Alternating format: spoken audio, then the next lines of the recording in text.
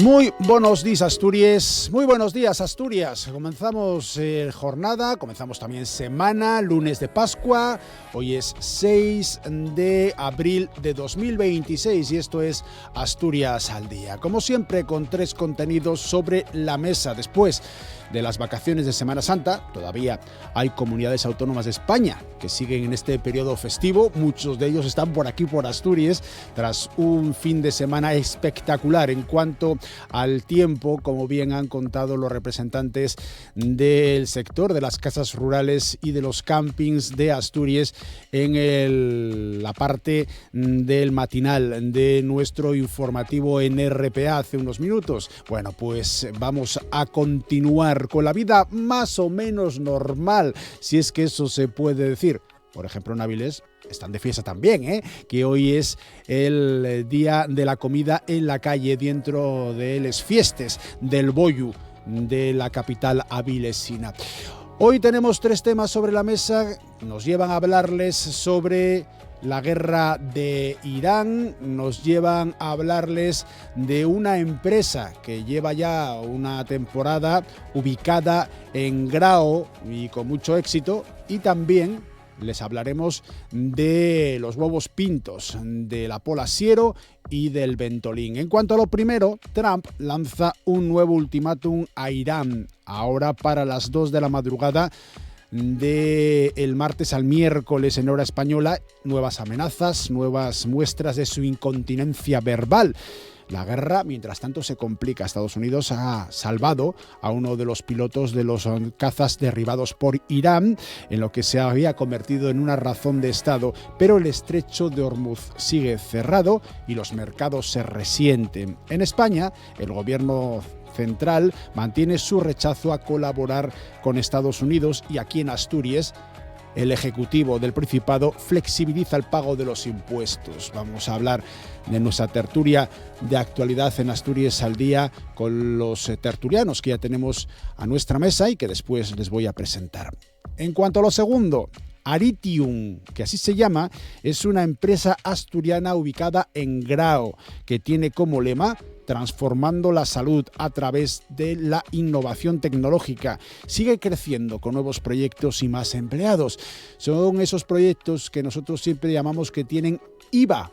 Sí, impuesto, porque lo pagan evidentemente, pero sobre todo valor añadido por la zona en la que están ubicados, porque son todos chavales muy jóvenes y porque además se dedican al ámbito de la tecnología, en este caso sobre todo vinculada, que no en exclusiva, a la salud. Nos lo van a explicar Andrés Esteban y Sandra González. Ambos son cofundadores, el primero director administrativo de Aritium, la segunda directora de tecnología. Y en cuanto a lo tercero, la Pola Siero celebra mañana martes el Día Grande de los Huevos Pintos. El grupo folclórico y de investigación El Ventolin inaugura hoy mismo, hoy por la tarde, la Selmana del Folclor Astur. Llega ya a su edición número 45 y este año está dedicada a los cantares de boda. Vendrán Carmen Quirós, Laura Ruiz, Candela Pidal y Joaquín Ruiz, todos miembros de la directiva del Ventolin, a explicarlos en qué consisten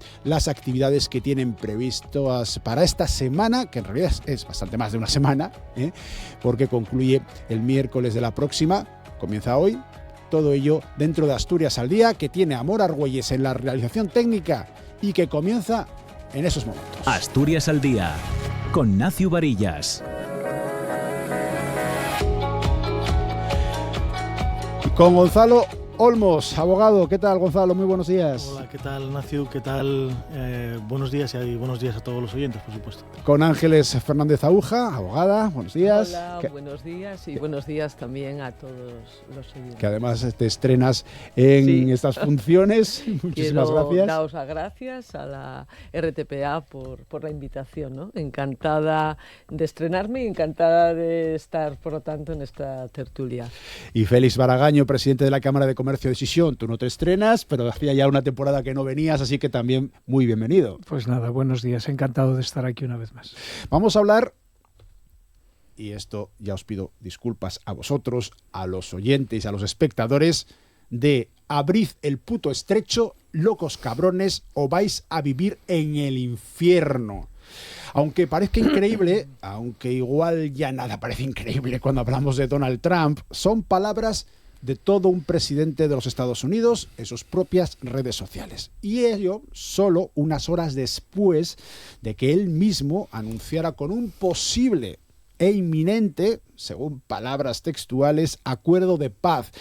Y a la vez que lanzaba otro ultimátum, uno nuevo más, otro retraso en ese ultimátum a Irán, ahora para las 2 de la madrugada del martes al miércoles en hora española. Trump amenaza también que de cumplirse ese ultimátum será, y también leo textualmente, el día de la planta energética y el día del puente, todo en uno en Irán, es decir, que lo va a destruir todo. La guerra se complica. Mientras tanto, Estados Unidos salva al piloto de uno de los cazas derribados por Irán. Esto es importante, es una vida humana, aunque se pierden miles a consecuencia de esos ataques de Estados Unidos y de Israel en Irán y en toda la comarca, vamos a decirlo de esa manera, pero se había convertido en un asunto de Estado y de lo que veremos seguro unas cuantas películas de Hollywood.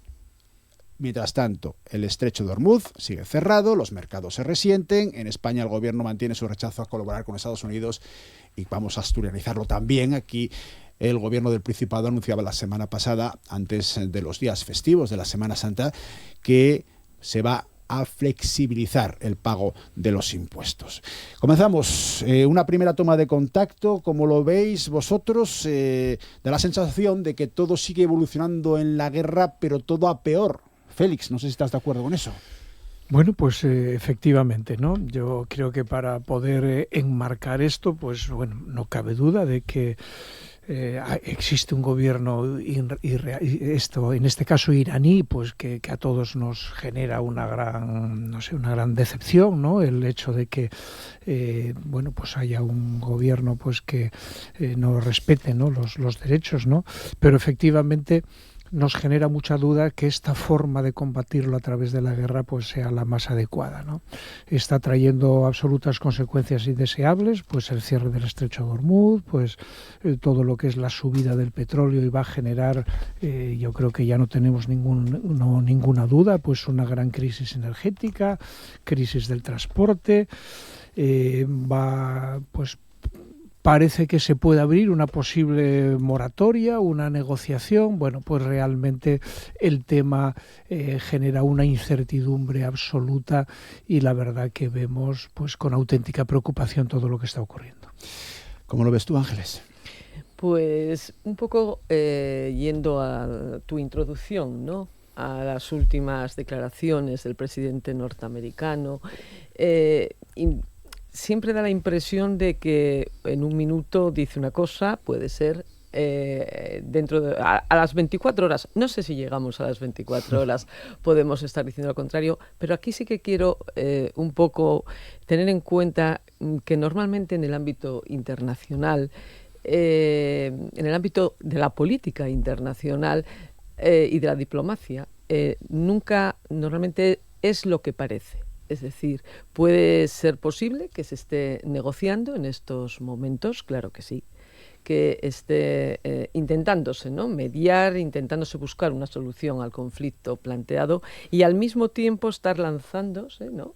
Mensajes, digamos, de esta naturaleza, de este carácter, ¿no? Realmente, en el fondo, lo comentábamos antes de entrar a la tertulia, es muy difícil saber lo que está pasando, lo que está sucediendo. Lo que sí, en realidad sabemos, es que hay una guerra, hay un conflicto bélico en estos momentos que desde luego no es deseado. Nadie nunca puede estar a favor de un conflicto, nadie nunca puede estar a favor de una guerra. Entre otras cuestiones, porque es el fracaso del diálogo, es el fracaso de consenso, ¿no? De arreglar de forma pacífica los problemas que, como decía pues Félix, efectivamente el régimen iraní, digamos que no es precisamente agradable ni democrático, más bien es un régimen que viola los derechos humanos. A partir de ahí nos metemos cómo solucionar eso. ¿Va la guerra a solucionar el problema, ¿no? O va a acabar, en una palabra, ¿no?, con el régimen iraní? creo que sinceramente no va a acabar como se está planteando, además, pues en la situación, ¿no? En la situación actual, que cada vez más parece que se recrudece, ¿no? Es decir, vamos a ver, hay mucha incertidumbre, no sabemos, creo que nadie sabe cómo puede acabar esto. Puede mañana anunciarse, pues oye, ya hay un acuerdo, unas bases para ese acuerdo, un principio para ello, o no, o enquistarse. Y podemos seguir así pues un tiempo, lo cual sería muy grave y muy preocupante. Gonzalo. Efectivamente, es un contexto de una gran incertidumbre. El resultado de toda esta operación no sabemos qué va a deparar para los propios iraníes, que son las principales víctimas, ¿no? La población iraní, tanto de su propio gobierno como de una agresión externa como la protagonizada por Estados Unidos e Israel, como después para todo el mundo que estamos sufriendo las consecuencias, principalmente los países de la zona, de esa región de Oriente Medio, pero también el resto del mundo sometido a una incertidumbre económica y energética terrible.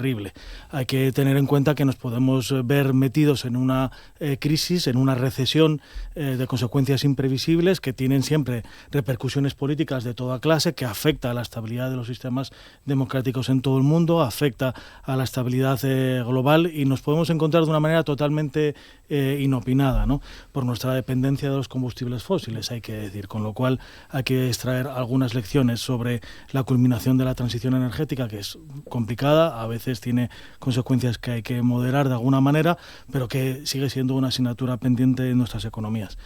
Hay mucha incertidumbre, pero sí hay algunas certezas. La certeza es que este conflicto, aunque tenga sus antecedentes y tendrá sus consecuencias, se inicia en esta etapa el 28 de febrero con una agresión, porque no tiene otra clasificación desde el punto de vista jurídico internacional, por parte de dos estados, Israel y Estados Unidos. Estados Unidos, mientras estaba negociando además con las autoridades iraníes, a través de la mediación de otros países, pues lanzan un ataque unilateral de esta naturaleza. Hay que recordar que en el año 2015, creo recordar, había un acuerdo promovido entre varios países, entre ellos Estados Unidos y otros países de la comunidad internacional, para monitorizar las actividades nucleares de Irán e impedir que su desarrollo desembocase en usos militares, ¿no?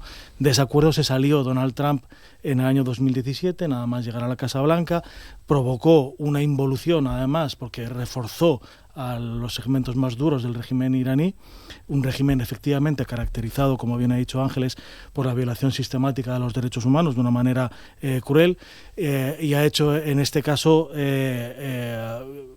que nos dirigiésemos a una escalada de conflicto que en este segundo mandato de Donald Trump pues ha acabado de esta manera. Desgraciadamente los actores de este conflicto sacan réditos del horror. Benjamín Netanyahu es un responsable político que ha marcado la política de Israel en las últimas 2 décadas, principalmente. Es el primer ministro que más tiempo ha durado en el cargo en el Estado de Israel, y necesita el conflicto para seguir pedaleando, para que su gobierno no caiga, para seguir contando con el apoyo de los extremistas, para que no le juzguen por sus asuntos de corrupción. En el caso de Estados Unidos, pues su presidente tiene una retórica desequilibrada, como bien has escrito, Naciu, que se corresponde con su acción política, que es profundamente errática. Nadie entiende cuáles son los objetivos de este conflicto, nadie entiende cuál ha sido la preparación de este ataque, nadie entiende cuál es el día después de ese conflicto, que va a deparar, que quieren deparar un país destruido en manos de un régimen todavía más represivo, todavía más agresivo contra su propia población. Quieren un país como Irán, de 90 millones de personas y 3 veces la superficie de España, totalmente dividido y en guerra civil. Eso es lo que quieren. O quieren repetir la experiencia fracasada de Irak con protectorados, o como en Afganistán, que después dejan un país ingobernable y en una verdadera guerra civil. El resultado en cualquiera de los escenarios es perfectamente temible. Otra de las certezas que tenemos es la comisión, me atrevería a decir, sistemática de crímenes de guerra. El ataque a las infraestructuras energéticas o a determinadas infraestructuras de transporte no se justifica siempre con el objetivo de debilitar al enemigo. dejar a un país sin energía, como ha hecho, por ejemplo, Rusia con Ucrania en varias oleadas, por ejemplo, para dañar a la población, decir que le quiere llevar a la edad de piedra, que es una retórica que Donald Trump ha tomado prestada de los dirigentes israelíes, porque es lo que han dicho varias veces respecto de Gaza, y lo han conseguido, lo han llevado a la edad de piedra, y lo que están diciendo respecto del Líbano, que también está sufriendo las consecuencias de este conflicto, ¿no? Los crímenes de guerra no son admisibles, las violaciones del derecho internacional humanitario que vincula, por otra parte, tanto a Israel como a Irán como a Estados Unidos. Los 4 estados son firmantes de las 4 convenciones de Ginebra del año 1949, ¿no? Y después, por otra parte, con un sufrimiento importante de la población civil. Estamos hablando de más de 2.000 víctimas civiles en Irán, las 168 víctimas de la escuela de Minab, 110 de ellas menores de edad, en torno a 1.200 muertes en el Líbano, una destrucción a gran escala en el Líbano, 16 civiles en Israel. Hace unos días Irán atacó con un misil balístico una sinagoga. No se sabe bien si simplemente no calculan objetivos o si era un objetivo deliberado, pero lo cierto es que murieron 9 víctimas civiles en Israel, 3 de ellas de una misma familia, en la ciudad de Bet Shemesh, en Israel. Hay 23 víctimas en los países del Golfo. También ataques a desalinizadoras, ataques a instalaciones energéticas, que también son crímenes de guerra, en este caso cometidos por Irán, con lo cual es el momento de que el resto de la comunidad internacional saque a estos actores belicistas que viven a gusto en el conflicto y en el sufrimiento de los demás, por supuesto. Hay que sacarlos de esta dinámica, hay que forzar que las instituciones internacionales, el resto de las potencias, sobre todo China, la Unión Europea, otras potencias, pues de alguna manera fuercen a detener esta escalada y sobre todo a que hagan valer el derecho internacional humanitario en situación de conflicto. Claro, pero la pregunta ya no sería la lógica en cualquier guerra, quién la está ganando, sino quién se está beneficiando de que continúe. Porque por lo que estáis contando, Ángeles decía antes que nadie está nunca a favor de una guerra, pero parece que algunos sí lo están, Ángeles. A Israel le conviene. A ver, vamos a ver. Yo creo que Gonzalo ha dado paso, ¿no? Ha abierto un poco el debate. Es un asunto poliédrico. Este tema no puede o no admite, creo, una sola interpretación. Por un lado, tenemos un régimen, el iraní, que creo estamos todos de acuerdo, no es un régimen democrático, es un régimen que de forma reiterada viola los derechos humanos y en particular, si se me permite, los derechos y la dignidad de las mujeres. Por lo tanto, es un régimen que ojalá en algún momento pueda, pues digamos, disolverse o de algún modo transmutarse a un régimen democrático. En segundo lugar, surge, digamos, por qué surge el conflicto bélico, ¿no? Impulsado efectivamente por Israel y por Estados Unidos, que creo no tienen el mismo objetivo o la misma finalidad. Creo que no, Israel yo creo que busca evidentemente reforzarse en la zona, buscar su supervivencia y buscar su propia seguridad en esa zona. Quiero decir que su objetivo difiere posiblemente del de Estados Unidos. A partir de ahí, tú hablabas de agresión. A ver, hay un derecho internacional, hay unas reglas internacionales, hay una organización de las Naciones Unidas que posiblemente tenga que ir adaptándose también a las nuevas circunstancias geopolíticas, a la nueva situación, ¿no? Internacional. Y desde el punto de vista del derecho internacional, efectivamente hay 2 países que emprenden, ¿no? Digamos, un conflicto, impulsan un conflicto en Irán. Eso es así, hay una legalidad y es así.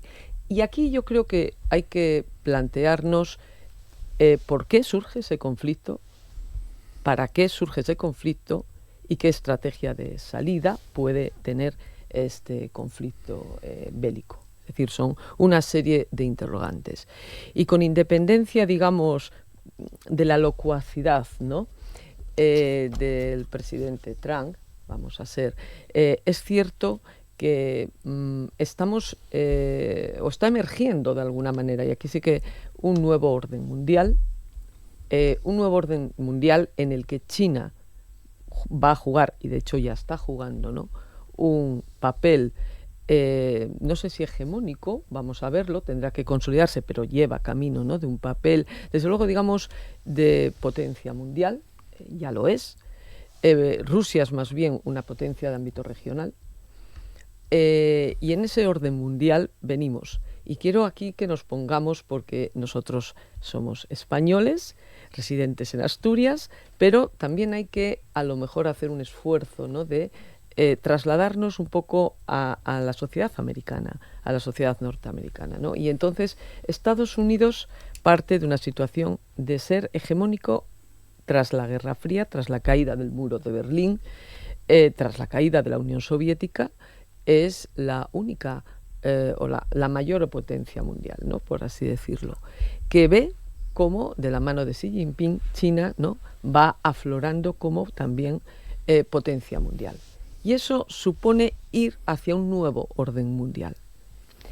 Ese nuevo orden mundial, ¿qué puede estar provocando? Realmente, pues, digamos, la lucha, entre comillas, entre esas dos grandes potencias. China, en cierto modo, está también haciendo sus maniobras o, digamos, haciendo su estrategia en el mar de China. Es toda la cantidad, ¿no?, el inmenso número de islotes, ¿no?, que hay en el mar de China, su expansión, sus intentos también en América, en Sudamérica, también de alguna manera en Europa, incluso en Asia, es decir, África.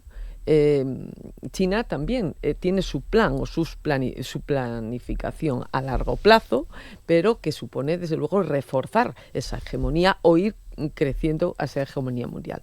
Y en definitiva es un poco, yo creo, lo que se está en estos momentos planteando, ¿no?, a nivel mundial. Tiene un trasfondo y las cosas ocurren por algo, no suelen ocurrir por casualidad. Félix, ¿hay alguien al que le esté beneficiando directamente la guerra? Como planteaba yo en la pregunta, y citaba a Israel, pero acaba de abrir también Ángeles hacia China, que el conflicto beneficie a alguien aparte de perjudicar a mucha gente. Bueno, yo creo que los dos ejes que habéis mencionado son los dos ejes claros, ¿no? Yo creo que la principal motivación israelí es la seguridad.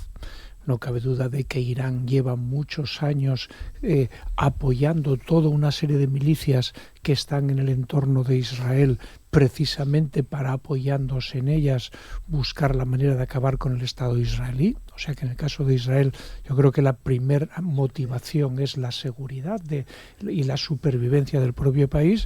Y luego, desde la perspectiva estadounidense, yo creo que Ángeles lo ha mencionado, o sea, está la lucha por seguir manteniéndose como primera potencia mundial, que claramente está tremendamente amenazada hoy día por China, ¿no? Entonces, aquí se juegan unos intereses económicos muy importantes en relación, pues, con todo lo que es el mundo del gas y el petróleo, y luego en todo el mundo tecnológico.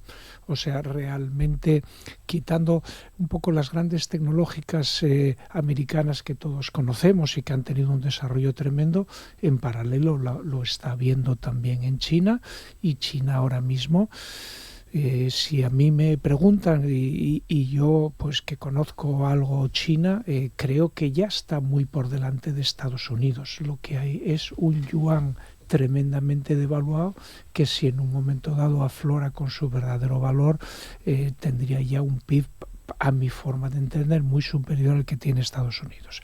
Pero bueno, a China le interesa mantener un yuan muy devaluado porque mantiene todo ese mundo de las exportaciones, que para ellos es fundamental.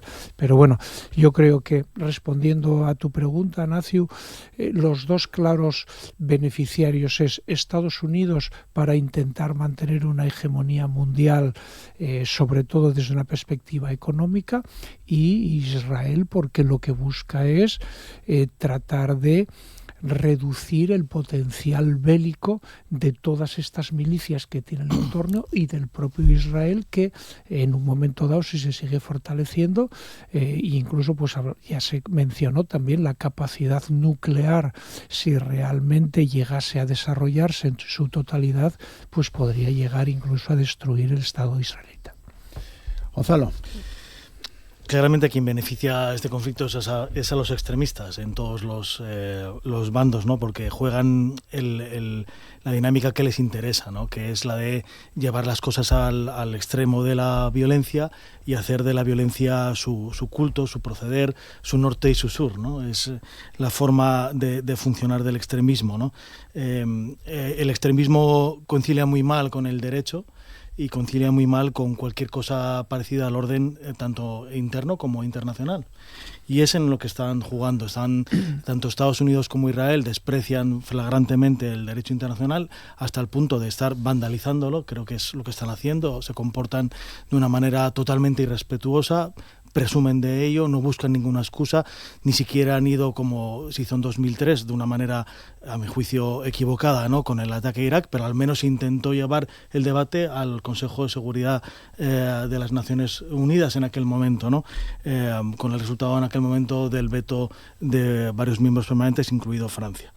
En este caso, el presidente de Estados Unidos es la demostración clara de la violencia hecha política internacional, y yo creo que tanto las sociedades de Estados Unidos como de Israel, que son sociedades por fortuna plurales, en el caso de Israel totalmente, digamos, jalonada por el conflicto desde el propio origen del Estado de Israel hasta hoy, en distintas etapas con más o con menos intensidad, son sociedades que están profundamente divididas sobre este conflicto, y en el caso de Estados Unidos parece que mayoritariamente en contra, por las consecuencias de diversa índole, en contra tanto desde opciones más conservadoras como desde opciones, digamos, progresistas. En el caso de Israel hemos visto a partir del 28-29 de marzo unas movilizaciones importantes. Hay que decir que el derecho de protesta en ambos países cada vez está más acosado, hay más dificultades, hay una criminalización de los movimientos que se oponen a las políticas belicistas de sus gobiernos, en el caso de Israel de una manera clara. Las ONGs israelíes, como por ejemplo Breaking the Silence, que habla sobre las violaciones de derechos humanos del ejército israelí en los territorios ocupados y en el conflicto de Gaza, o por ejemplo también Yesh Din y otras organizaciones de la sociedad civil israelí, cada vez tienen más dificultades, incluso legales, para desarrollar su actividad. Ambos países, a caballo del belicismo, están internándose en la dinámica de las democracias iliberales, donde fracasan o se deterioran mucho los sistemas, los controles y contrapesos, donde el poder ejecutivo cada vez es más autoritario, donde la libertad de prensa corre riesgo, donde se trata de criminalizar la disidencia en cualquiera de sus formas. Y es un mal negocio para estos países, a pesar de todo. En Estados Unidos, porque hay efectivamente, como bien han descrito Ángeles y Félix, hay otros terceros que pueden ganar oportunistamente determinada influencia en el mundo, principalmente China. En el caso de Israel, porque seguir pedaleando, seguir en esta dinámica de conflicto tras conflicto, pues lo que lleva es a una sensación de inseguridad permanente y a una sociedad que en cierto modo parece que se ha asentado en ese tipo de retórica, pues porque se ha ido tendiendo un poco, se ha ido radicalizando igualmente una parte importante de esa misma sociedad, pero que no va a poder vivir en paz. Yo creo que igual que hay gobernantes que dan caminos hacia el belicismo, hacia una dinámica de conflicto permanente, hacia un darwinismo en las relaciones internacionales, también ha habido en el pasado, en estos mismos países, gobernantes que han tenido otro tipo de dinámica. En el caso de Israel, es evidente, con el episodio de los acuerdos de Oslo, que hubo otro tipo de vías que se intentaron explorar y que hay que intentar alentar que se recuperen iniciativas de esa naturaleza. En el caso de Estados Unidos ha habido presidentes que realmente, en lugar de alentar el genocidio en Gaza, como hizo Donald Trump, y ahora esta etapa del conflicto en la región, que lo ha incendiado de una manera totalmente inopinada, pues que han tratado de apaciguar y de buscar otro tipo de dinámicas de relación. Y efectivamente, en el caso de Irán, Yo, por suerte, porque es muy enriquecedor, he tenido bastante contacto con personas de la diáspora iraní, también en Asturias, que es una diáspora creciente y cada vez más nutrida, ¿no? Realmente hay una parte de las personas de la diáspora que están al principio de este conflicto, pensaron que igual era una puerta de salida, que buscan desesperadamente, y eso hay que entenderlo humanamente, por la situación terrible de vivir bajo una presión constante de un gobierno absolutamente represivo, ¿no? Y además profundamente corrupto, que hay que decirlo así, en el caso de Irán, y que ahora ven que el resultado de esto puede ser la destrucción material de su propio país, la destrucción de la fábrica social de su propio país, porque las guerras transforman el orden de valores de una manera que no somos capaces de entender. Hace unos meses estuvo en Asturias en una actividad en la que tuvo la ocasión de coorganizar Samira Hamidi, que es una responsable de campañas de Amnistía Internacional de origen afgano, ¿no? Y le preguntábamos cómo su país, que en el año 1919 había dado el derecho de voto por primera vez, luego hubo varios paréntesis, ¿no? Pero había dado el derecho de voto por primera vez a las mujeres en el año 1919, antes que España y otros muchos países, cómo podía ese mismo país a día de hoy practicar el apartheid de género, ¿no? Y ella nos contestó con una tesis que a mí me parece juiciosa, ¿no? Que es decir, siempre hay unas tensiones que en determinado tipo de contexto afloran, y determinado tipo de posturas extremistas ven el caldo de cultivo adecuado para llevar su política de máximos, y ese contexto es la guerra. La guerra hace que el orden previsto, los valores de una sociedad se puedan darle la vuelta de una manera completa, hasta dar lugar a auténticas monstruosidades, ¿no? Y eso es la dinámica con la que estamos, con lo cual yo creo que hay que pisar la pelota, detener este conflicto. Ojalá en algún momento la sociedad iraní pueda sacudirse de encima este sistema pues que se ha ido radicalizando en los últimos años y que es profundamente cruel. Está ejecutando a manifestantes de las movilizaciones de enero, incluso a manifestantes de 18, de 19 años. Hace unos días ejecutó a Mohamed Amin Biglari, que tiene a personas conocidas en la diáspora asturiana, por ejemplo, ¿no? Que era un chico que ni siquiera estaba participando en las protestas, simplemente lo detuvieron por estar en el sitio equivocado, en el lugar equivocado. No, lo tuvieron desaparecido durante varias semanas. No le dejaron acceder a su propio abogado, no le dejaron defenderse debidamente. Obtuvieron bajo tortura una confesión de determinado tipo de actuaciones violentas que no cometió. Es decir, es un régimen ominoso, pero lo que sabemos es que, porque nos lo ha enseñado la historia, es que es muy difícil y es posiblemente un error pretender llevar la democracia y los derechos humanos bajo las bombas de la maquinaria de guerra industrializada, ¿no? Bueno, Gonzalo Olmos interviene en esta tertulia a título personal, pero fue durante unos cuantos años y hasta hace unos meses presidente de Amnistía Internacional en Asturias. De ahí que sea una persona especialmente indicada, los tres lo sois, pero especialmente indicada para participar en esta tertulia. No sé si queréis añadir algo más en el contexto internacional o nos centramos ya en España y en Asturias y en la reacción a la guerra, que también lo quería tocar. No dejamos de ser una radio y televisión autonómica. Ángeles, ¿quieres contar algo más del ámbito internacional? No, simplemente se le notaba, quiero decir, ya lo sabía, pero se le notaba el conocimiento un poco profundo del tema. Pero, a ver, yo insisto, el objetivo Israel-Estados Unidos es distinto. Israel, Netanyahu, es cierto, hay que también entenderlo en clave interna, pero curiosamente los israelitas están a favor, en su mayor parte, de este conflicto. Porque, insisto, yo a lo mejor insisto en una cuestión que no es baladí, pero nosotros estamos aquí. Pero hay que entender o hacer el esfuerzo, y no con esto no estoy, de saber cómo lo entienden los entienden porque sí están a favor del conflicto de Irán. Y no creo que todos, absolutamente todos, hayan, pues trastornado. Quiero decir que también hay que entender las circunstancias y por qué Irán supone una amenaza para la zona, incluido también, lo estamos viendo, para los vecinos de Emiratos Árabes y Arabia Saudí. Con lo cual, esto también invita un poco a la reflexión, con independencia ya de las actitudes, la locuacidad, ¿no?, de algunos, etcétera. Y en cuanto a Estados Unidos, también es económico, si queramos, o social también, porque cuando eres un imperio, ¿no?, o eres la potencia, la mayor potencia del mundo, digamos que a nadie, absolutamente a nadie, tampoco a España en su momento, ¿no?, le gusta perder, ¿no?, ese puesto número uno, por decirlo así. Y es cierto que China ha despertado y que el actual mandatario chino, Xi Jinping, está mirando hacia el exterior. Es decir, no está jugando China tradicionalmente, siempre ha jugado más a nivel interno, ¿no?, de mercado interno. Pero ahora está queriendo y aspirando, y además se lo están creyendo, de ser la mayor potencia del mundo, o al menos compartir con Estados Unidos esa posición. Y ahí estamos, insisto, cada uno de a su manera, si queramos decirlo, porque China también tiene su estrategia para alcanzar esa hegemonía mundial, simplemente. Nos centramos ya en temas... Como quieras. No, únicamente por añadir una cosa, ¿no? Sí. La dificultad que tiene también este conflicto, lo mencionábamos también justo antes de entrar,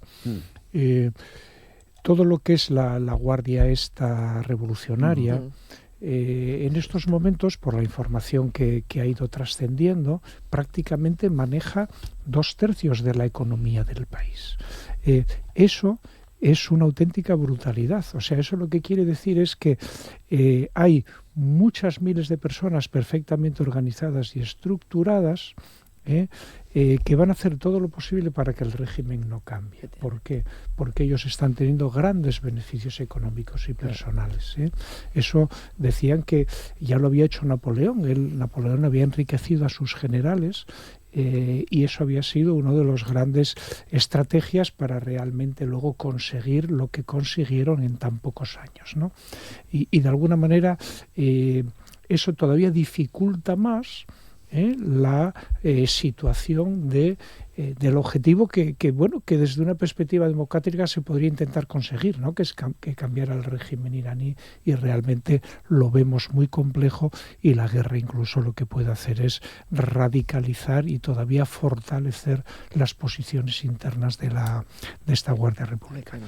Vamos a españolizar, a asturianizar la guerra, si se puede utilizar estos términos. Acabamos de conocer los datos sobre la evolución del empleo, de las afiliaciones a la Seguridad Social. En este primer lunes del mes de abril, España supera el récord de 22 millones de afiliaciones a la Seguridad Social, después de una reducción de casi 23.000 personas en el paro en el pasado mes de marzo. En el caso de Asturias, baja exactamente en 807 personas. Es un 1,54% menos. Todo ello en un contexto de guerra, en un contexto en el cual, lo mencionábamos antes, la subida del barril de Brent está ya casi rozando los $110, es constante. No sé si a España le viene bien la guerra. Dicho de forma clara, no sé si le viene bien la guerra a el gobierno actual como última tabla de salvación, como en algunos lugares se ha llegado a decir de Pedro Sánchez. Dicho de otra manera, lo estábamos viendo todavía esta misma mañana con esos datos buenos del paro, enfundado en la camiseta de la selección española de fútbol, al propio Pedro Sánchez. ¿Sobreactúa Pedro Sánchez? ¿Está aprovechando las circunstancias? ¿Cómo lo veis vosotros? Venga.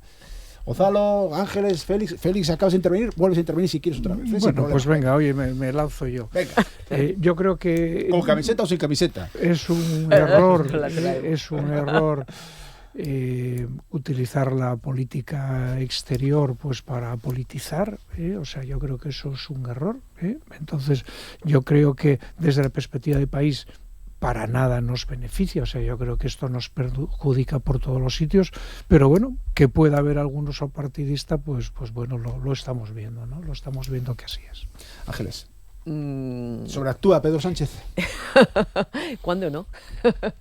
Ya sería la ironía, ¿no? Pero efectivamente La práctica, todos los países no vecinos, los socios comunitarios, no han facilitado las cosas a Donald Trump, precisamente, ¿no? Ni con la utilización de las bases, ni le han regalado los oídos, ¿no? En este sentido. Y creo que se ha entonado que no a la guerra muy claro. Por lo tanto, hasta ahí de acuerdo. ¿Cuál es el problema? El problema es cuando utilizas tu oposición al conflicto bélico en clave interna, sobreactuando o jactándote innecesariamente, porque tampoco hay necesidad, ¿no? De la actitud del mandatario norteamericano, ¿no? Creo que eso va a pasar, puede pasar factura. La política exterior no puedes politizar a diario, con nuestras relaciones internacionales, porque los demás países no tampoco lo tienen por qué interpretar así, o no lo entienden, que tú realmente lo que estás es utilizando, ¿no?, la política exterior para tu rédito interno, para tu rédito electoral. Creo que eso está ocurriendo y que tampoco es bueno. Y después sé que nos vamos del debate, pero como tú has lanzado, ¿no?, lo que ha bajado el paro, que es una gran noticia, una estupenda noticia, pero estos motivos, si quieres, para otro debate, sí. Pero además de crear empleo, hay que crear empleo de calidad y sobre todo la productividad, es decir, que podamos, sobre todo mirando a los jóvenes, efectivamente, que puedan hacer su vida en Asturias, en España, que puedan acceder a una vivienda y que tengan unos buenos salarios también. Quiero decir, todo ello, pero ese ya es otro problema, y de políticas también de empleo. Gonzalo, el tema de estatal, y luego nos centramos ya en la autonomía.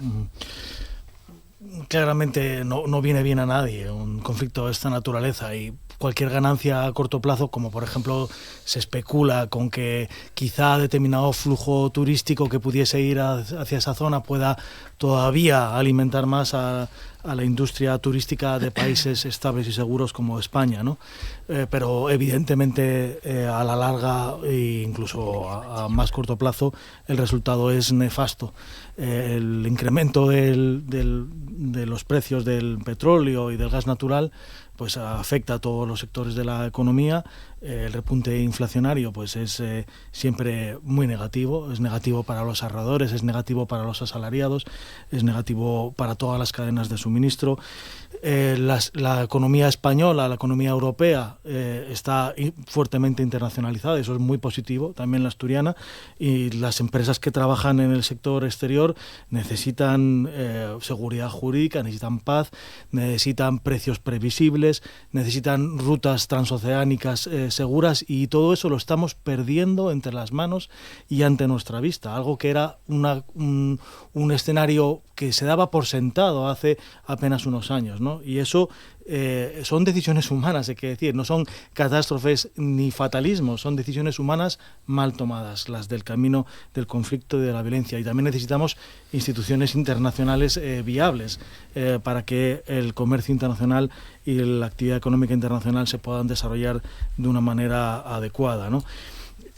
Hay algunos sectores que sí que pueden estar beneficiando. Estos días no solamente España, sino que España, Alemania, Italia y otros países han propuesto a la Comisión Europea establecer un impuesto temporal especial sobre las ganancias de las empresas energéticas, y lo hacen gobiernos de distinto signo político. Es decir, porque sí que es verdad que en situaciones de conflicto no todos pierden, o no todos pierden por igual, incluso algunos ganan, ¿no? Evidentemente pues hay que equilibrar ese tipo de situaciones y compartir el esfuerzo y el sufrimiento económico, que como siempre es un sufrimiento que hay que ponerlo en relación con el sufrimiento humano, que siempre es muy superior, hay que decir. Y en el ámbito político, digamos, estatal, ¿no? Pues sí que se echa de menos una mayor vocación de consenso. Son momentos muy complicados, muy inciertos, ¿no? Sí que se necesita un esfuerzo de diálogo para alcanzar puntos comunes sobre la vigencia del derecho internacional, la oposición al conflicto de esta naturaleza. Desde luego, plantear una dinámica de no colaboración con el conflicto a mí me parece adecuado y deberían estar ahí todos los partidos y también el centro derecha, ¿no? En el caso estatal tenemos un actor político importante y creciente que es Vox, que tiene un papel importante, un papel significativo en este conflicto, porque Vox, igual que todas las fuerzas nacionalpopulistas, están asumiendo el discurso, los patrones de conducta del nacionalpopulismo norteamericano, que es el trumpismo, ¿no? Del que de alguna manera se amamantan también, y que persigue en este caso instalar en la mentalidad de todas las personas que el mundo es conflicto, que la vida es milicia, que todo es una lucha por la supervivencia y que el uso de la fuerza está perfectamente legitimado, sobre todo cuando eres el poderoso, ¿no?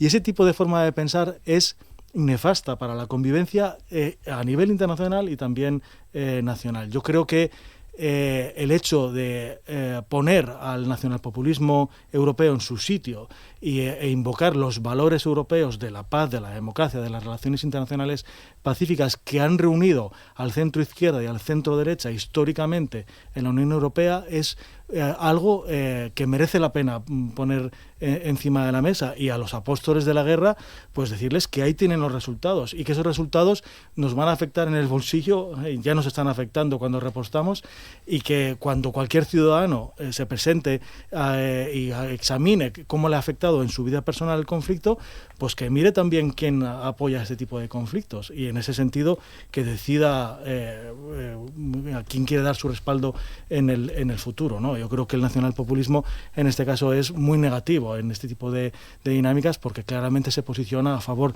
de este tipo de conflictos y de una manera totalmente acrítica.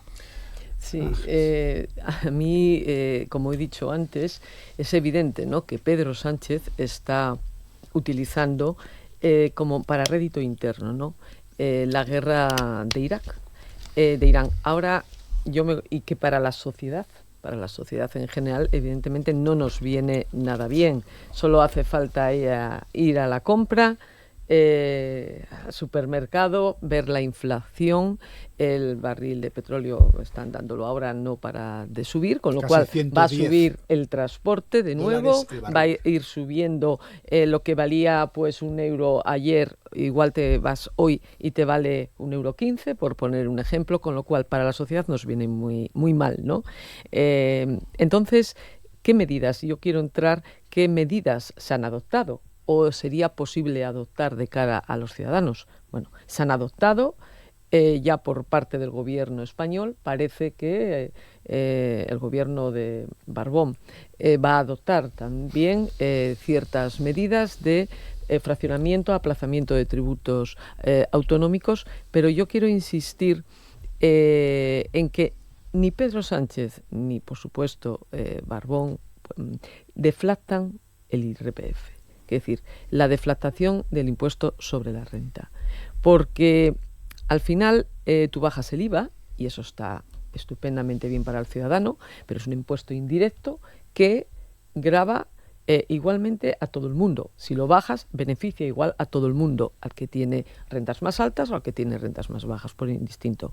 Pero, por ejemplo, si tú deflactas el IRPF en los primeros tramos, es decir, en los que generan menos rendimientos anuales, las personas que ingresan menos, ¿no?, cada año, sí, ahí se va a notar, porque tú vas a ganar poder adquisitivo. Lo que te estás encontrando ahora es que ante una inflación que no cesa, tu sueldo, lo que tú te llevas a casa a final de mes, vale menos. Pierdes poder adquisitivo y puedes comprar menos. Las empresas se encuentran exactamente lo mismo. También, si tenemos en cuenta, con un gobierno que no para de elevar las cotizaciones sociales. Todo eso también da lugar menos salarios o un salario menor para los trabajadores. Quiero decir, hay una serie de medidas que deberíamos reflexionar sobre ellas, que de verdad podrían, digamos, disminuir la carga que el ciudadano, que las familias están en estos momentos soportando y que no se están adoptando. Empresas como las que representa la Cámara de Comercio de Sisión, con Félix Baragaño como presidente. Mencionábamos ahora mismo y vas a tener que volver, porque me acabas de facilitar muchísimo la transición, Ángeles, para venir a Asturias. Ya se habían anunciado hace 15 días por parte o mediante Sequence 5 millones de euros en ayudas a pymes y a empresas que estaban especialmente afectadas por la guerra, a través de Asturex, para explorar otros comercios que no estuvieran afectados por el conflicto. Ya es complicado. O, por ejemplo, lo que decía el presidente del Principado la semana pasada, la idea de fragmentar los impuestos, flexibilizar el pago de esos impuestos. ¿Cómo lo veis las empresas, Félix?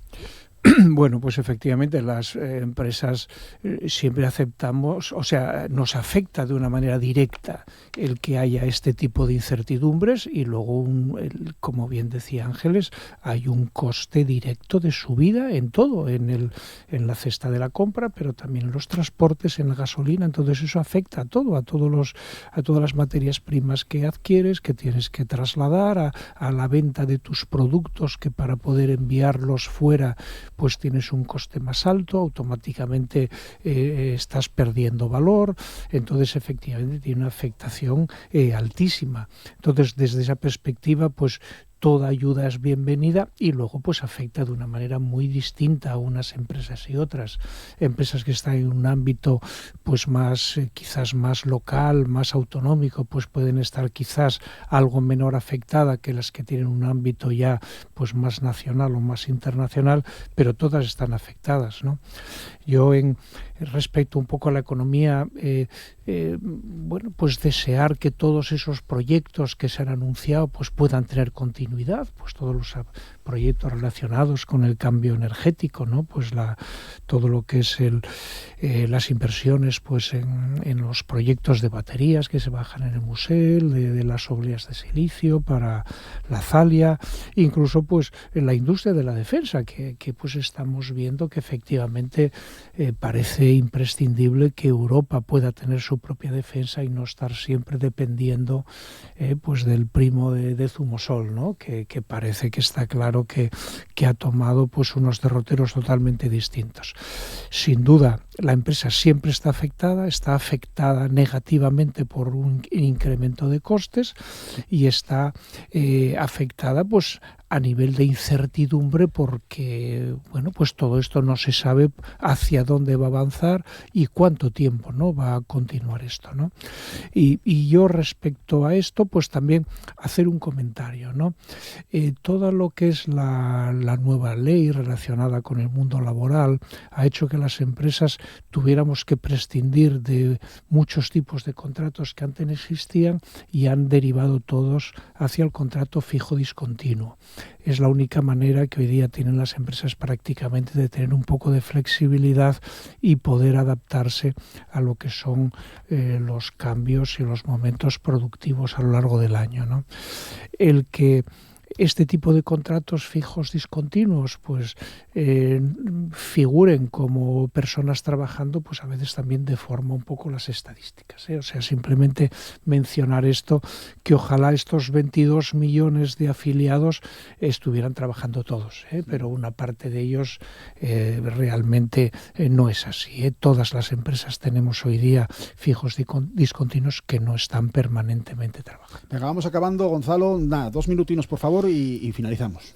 Sí, está claro que vienen curvas desde el punto de vista socioeconómico y hay que digamos, buscar puntos de referencia, ¿no? La negociación colectiva lo tiene que tener en cuenta, tiene que haber el llamado pacto de rentas, es decir, que no se pierda poder adquisitivo o que, aunque no se gane de una manera significativa como en los últimos años se ha tratado de promover, ¿no? Pero al mismo tiempo haya una protección social adecuada, hay un apoyo a las empresas que necesiten, en ese sentido, que sean viables y que necesiten pasar esta situación de zozobra de una manera razonable. Se puede activar el mecanismo red, que ahora se contempla en la legislación laboral y que antes no, y que lo permite, ¿no? Y también mucho ojo con el estrangulamiento de las cadenas de suministro. Son muy importantes para empresas internacionalizadas, que son muchas en nuestro sector industrial, incluso también en el propio sector primario, y necesitamos en este caso asegurarnos los suministros y asegurarnos que, aunque haya un cierto cierto impacto y sufrimiento, que lo va a haber, pues de una manera se moderen sus efectos sociales y los efectos socioeconómicos también se puedan paliar en la medida de lo razonable, pero sabiendo que nadie va a salir, en este caso, indemne de esta crisis. Bueno, pues así nos despedimos. Gonzalo Olmos, Ángeles Fernández Aguja, Félix Baragaño, muchísimas gracias a los tres. Ángeles es la primera vez que viene. ¿Vas a repetir? Espero que sí. Gracias, sí. Contad conmigo. Muchísimas gracias. Continuamos con más contenidos dentro de un momento en Asturias al Día.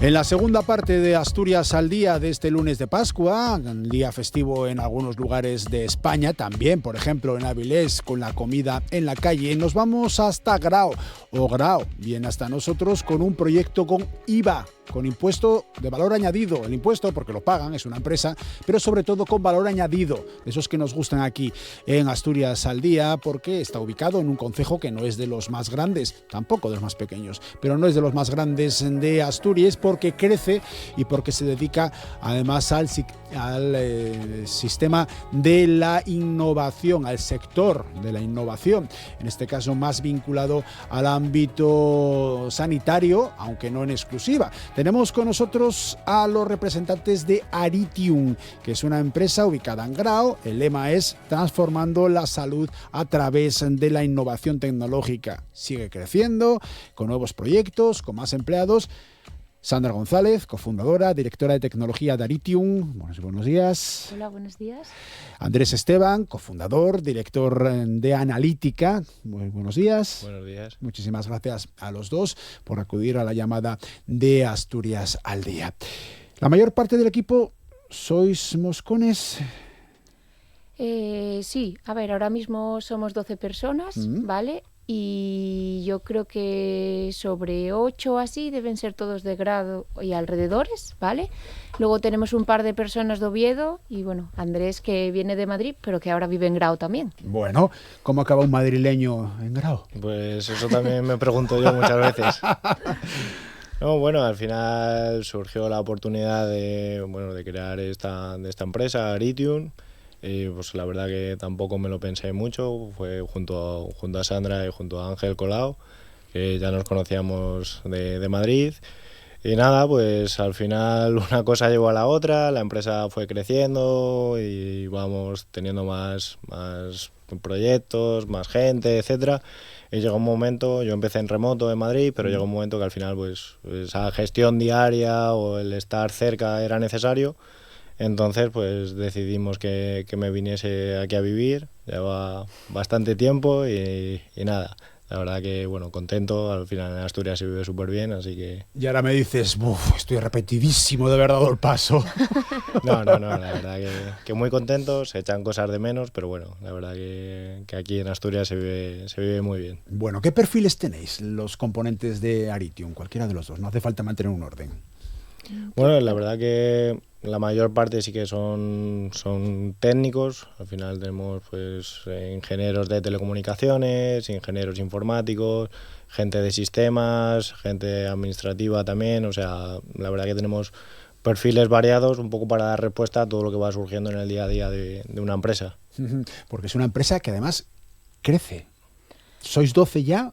Sí, a ver, nosotros en principio empezamos los tres, empezamos en el centro de empresas de la Cardosa, ¿vale? En una oficina pequeña, luego cogimos otra, acabamos teniendo 3 oficinas y bueno, es verdad que ahora ya somos 12, entonces no cogíamos y nada, nos hemos mudado hace 2 meses. Sí, algo así. Más o menos. Estáis en La Bolera, ¿no?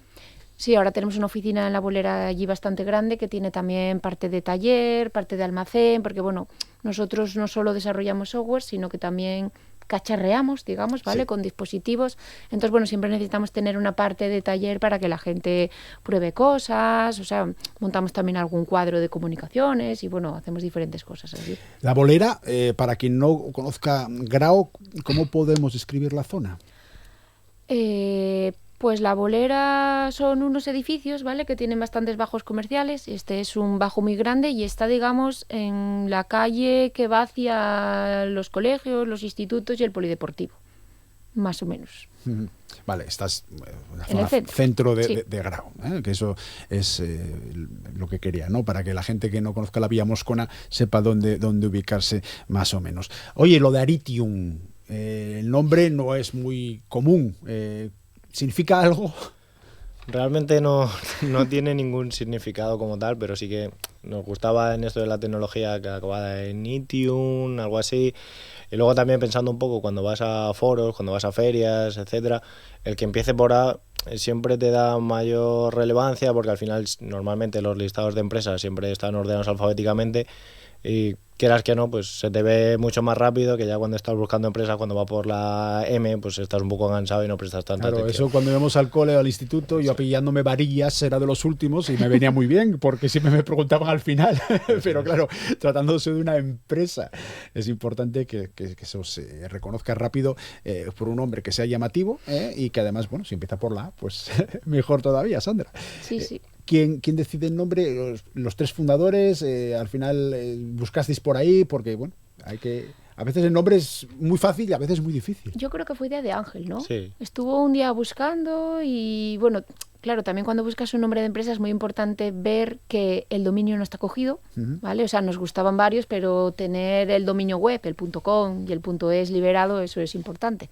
Entonces, bueno, vino con esta idea, a mí y a Andrés nos gustó y pa'lante. Vale, seguimos con la ubicación. Estar en Grau, aparte de que hacéis venir a Andrés desde Madrid, ¿os conlleva algún problema? ¿O al revés? ¿Os da beneficios? ¿Es bueno estar en un sitio como Grau? A ver, nosotros ahora mismo no nos da ningún problema, diría yo, porque trabajamos mucho de forma nacional y también internacionalmente. Entonces, o sea, la mayoría de los proyectos se hacen en remoto, que nos daría igual estar en Grado o estar en Madrid, no lo sé, bueno. Pero no nos da problema. Y luego yo creo que el estar, o sea, la facilidad de tú tener el trabajo cerca de casa, la familia, bueno, eres de Grado de toda la vida, es como agradable montar algo allí y ver que la gente puede trabajar allí sin falta de andar cogiendo el coche, yéndose fuera, dando oportunidad a la gente joven. Bueno, yo creo que es una cosa guay. Lo de ir a trabajar andando, es que eso, Sí. eso es maravilloso. El tema de la conciliación personal al final yo creo que es una ventaja porque te permite que luego tu día, cuando acabas tu jornada laboral, pues tengas la opción de hacer muchas más cosas. O sea, comparándolo, por ejemplo, con una gran ciudad, pues todo ese tiempo que pierdes yendo de un sitio a otro, teniendo que hacer grandes desplazamientos, etcétera, pues no lo tienes, ¿no? Se quita, entonces al final te permite pues hacer muchas más cosas luego con tu día a día. Y luego que ha dicho Sandra, yo creo que crear una empresa en el sitio donde has crecido, pues siempre tiene una parte sentimental, vamos a decir. Un subidón absoluto, dilo claramente, vamos. Sería el Eso es. sueño de cualquier persona, ¿no? Decir, oye, ya que soy de aquí, monto la empresa aquí, me va bien, voy creciendo, tengo que cambiar de ubicación, aunque tenga que ser un lío cambiar la ubicación. Pero bueno, eso es una cosa para estar orgullosos, hombre, claro que sí. Oye, por cierto, a ver, lo de Aritium ya sabemos de dónde viene el nombre, pero os dedicáis a la tecnología y sobre todo al ámbito sanitario. Pero para que nuestros oyentes, para que nuestros espectadores lo entiendan, ponedme ejemplos de lo que hace Aritium. Vale. Nosotros, bueno, desarrollamos soluciones pues para todo el tema, bueno, para todo el ámbito sanitario en general, hospitales, centros de salud, pacientes a domicilio, etcétera, usando diferentes tecnologías. Por un lado, el IoT, que es el Internet de las cosas, que es sensorizar casi cualquier cosa, ¿no? De esto que está tan de moda, pues por ejemplo, el cepillo de dientes, un ejemplo así muy del día a día, que te manda los datos al móvil, pues eso sería Internet de las cosas. Y también utilizando inteligencia artificial, luego sacándole todo ese valor a todos los datos que vamos capturando para optimizar las operaciones. Entonces, un poco el resumen sería que utilizamos estas tecnologías para ofrecer soluciones con las que optimizar todas las operaciones en el ámbito sanitario. Para ello tenemos una plataforma donde pues, los clientes pueden ver todos estos datos, llevar a cabo acciones, activar, desactivar ciertas cosas. Y por poner un ejemplo, a lo mejor sencillo, pero que tiene un valor muy grande, es el control de las temperaturas en las neveras, ¿no? En los hospitales pues guardan un montón de medicación, vacunas, medicamentos muy caros, que cuando hay un problema con estas neveras y no se dan cuenta, pues la pérdida de estos medicamentos, la verdad que tiene un impacto grande, económico y luego también de pérdida de estos medicamentos que no se pueden utilizar. Entonces, al final, a día de hoy, en muchos centros tiene que ir personal nevera por nevera, controlando la temperatura, apuntándolo en una hoja, algo que realmente no aporta valor, ¿no? Entonces, nosotros con nuestro sistema, colocando un sensor, pues automatizamos esa captura de estos datos, luego también configuramos diferentes alarmas por si sube la temperatura y liberas de una tarea rutinaria y de poco valor al personal y le permites que se dedique pues más tiempo a lo que realmente necesitan, que es a estar con los pacientes. Está muy bien el ejemplo. Más ejemplos. A ver, por ejemplo, tú llegas por la mañana, eres directora de tecnología de Aritium. Sí. Sandra González. ¿Qué haces? ¿Abres la puerta? Y luego el email. Pero bueno, a ver, yo lo que hago, o sea, yo soy la encargada del equipo técnico, Sí. ¿vale? Entonces lo que hacemos es desarrollar proyectos e implantarlos, ¿vale? Entonces, pues está la parte comercial que vende los proyectos y entonces nosotros, pues, configuramos los dispositivos y configuramos todo el software. Por ejemplo, te voy a poner otro ejemplo más, que yo creo que también es sencillo y que además a mí me da la sensación de que se ve muy bien la utilidad en él, es la detección de caídas en residencias. Así, a ver. ¿Vale? ¿cómo? Nosotros, por ejemplo, tenemos unos aparatitos que sin grabar a las personas, ¿vale? Simplemente por radiofrecuencia se ponen en el techo de la habitación, en las residencias de mayores y pueden detectar si una persona se ha caído. Muchas veces en una residencia lo que hay es una ronda que va pasando de habitación en habitación y bueno, te puede coincidir que justo te caíste cuando pasó, pero puede ser una residencia grande y que a lo mejor tarde en llegar. Y esto, pues si una persona se cae, manda un mensaje al móvil a la persona que está de guardia y puede ir rápidamente a verlo. Entonces, bueno, hacemos cosas como esas. Al final la idea es intentar ayudar, por una parte, a los profesionales sanitarios para que pierdan menos tiempo y por otra parte también a los pacientes, porque bueno, hay cosas hoy en día que es complicadas de solucionar. Claro, la explicación mejor que se pueda dar de lo que es el Internet de las cosas es lo que estáis vosotros diciendo, ¿no? Cosas que al final puede ser muy etéreo, puede ser muy extraño para la gente que no estamos metidos en ello, pero hay una necesidad, se busca una solución y se aplica recurriendo a Aritium, por ejemplo. ¿De quién sale la idea? ¿La idea es vuestra? ¿La idea es de vuestro cliente? ¿La idea es de otra persona externa que no tiene nada que ver ni con vosotros ni con los clientes? ¿Cómo se trabaja nuevamente? Por ejemplo, en esto que acabas de decir, Sandra. ¿Te refieres a las soluciones? Sí, por ejemplo, está muy bien la idea de poner un sensor para que cuando las personas usuarias de un centro de mayores se caigan, se avise de forma inmediata a un responsable. ¿A quién se le ocurre plantear eso? Depende. Yo creo que hay proyectos que el cliente nos llama pidiéndonos algo concreto, ¿vale? Entonces a lo mejor desarrollamos una solución para ellos. Oye, mira, yo tengo este problema y necesito solucionarlo. Vale, genial. Pues lo miramos y entre todos buscamos una solución. Hay otras cosas que nosotros tenemos, digamos, como productos, o sea, que nosotros hemos visto que son súper útiles y que ayudan mucho, entonces pues son cosas que nosotros ofrecemos. Oye, pues vamos a una residencia, ¿sabéis que tenemos esto? Porque también muchas veces yo creo que estos sistemas no se utilizan por desconocimiento, que a lo mejor tú vas a una residencia y eso no saben ni que existe. Entonces, bueno, y yo creo que más o menos esas son las dos opciones que hay, ¿no? Sí, y luego, bueno, al final yo creo que el sistema sanitario se enfrenta a una serie de problemas que vienen de largo y que muchos de estos problemas son recurrentes en la mayoría de los hospitales o en la mayoría de los sistemas de salud. Entonces, teniendo esa visión, además que habíamos trabajado previamente en el sector salud, y ya, bueno, un bagaje de todo el tema de salud digital, ya más o menos podíamos intuir por dónde iban las necesidades. Conforme a eso, pues lo que decía Sandra, hemos desarrollado nuestros propios productos y otras veces, pues con clientes de confianza hemos co-creado productos, ¿no? Además recibiendo un feedback constante de ellos para hacer un producto realmente que sea escalable, ¿no? Porque nosotros buscamos productos que sean escalables, que lo podamos implantar en la mayor número de hospitales posibles, que al final resuelvan un problema común. Ahí la labor de comercialización entiendo que es fundamental. Sí. Sí, eso es importante. A ver, en la parte comercial está más bien Ángel y ahora Andrés con, bueno, la nueva marca esta que estamos sacando de Coelus. Que lo comentamos ahora si queréis. Al final sí que es verdad que, bueno, Ángel tiene mucha experiencia porque llevaba muchísimos años trabajando en sanidad, ¿vale? Y él tiene, yo tengo una visión, por ejemplo, más técnica. O sea, una vez que se plantea un problema técnicamente, mi equipo y yo buscamos la solución, genial. Pero es verdad que Él yo creo que tiene una visión más, no sé cómo explicarlo, o sea, que conoce los centros sanitarios, ve más más la comercial, problemática. ¿por qué no decirlo? Sí, más comercial. Que al final, si tenéis un producto buenísimo pero no lo vendéis, es como si lo tengo yo metido en casa abajo de la cama. O sea, Más estratégica, iba a decir esa vale, pues venga. Está bien, sí, señor, Sandra. Esa es la idea. A ver, Coelus, que lo acabáis de mencionar, liberamos el cambio hacia un futuro eficiente y sostenible. ¡Wow! Suena muy bien, pero ¿cómo lo conseguimos? Además, este nombre sí que tiene un significado porque viene del avellano en latín, que encima era un árbol típico de aquí, de Asturias. Entonces de ahí surgió el nombre y un poco de Asturias para el mundo, ¿no? Liderar este cambio hacia la eficiencia y ser más sostenibles. Y bueno, en Coelus realmente hacemos lo mismo que en Aritu, pero en otros sectores, ¿no? Una vez que ya llevábamos tiempo trabajando, Aritun había conseguido tener ya tracción en el mundo de la salud, ya tener cierto nombre, que se nos empieza a conocer, etcétera.